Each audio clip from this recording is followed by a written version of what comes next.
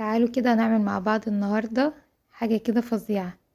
وصفة تحفة، حاجة كده خليط ما بين البسبوسة والكيكة.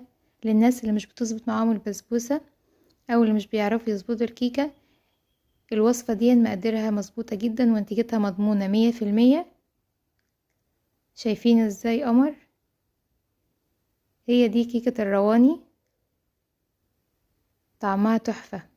شايفين ازاي مرملة وازاي تحفة؟ تعالوا مع بعض نشوف القمر دي عملناها ازاي.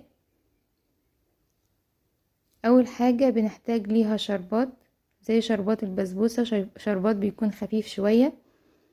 ضفت كوباية ونص من السكر، واضيف عليهم كوباية ونص من المية. نفس معيار السكر هو نفس معيار المية. هضيف كده كوباية ونص من المية.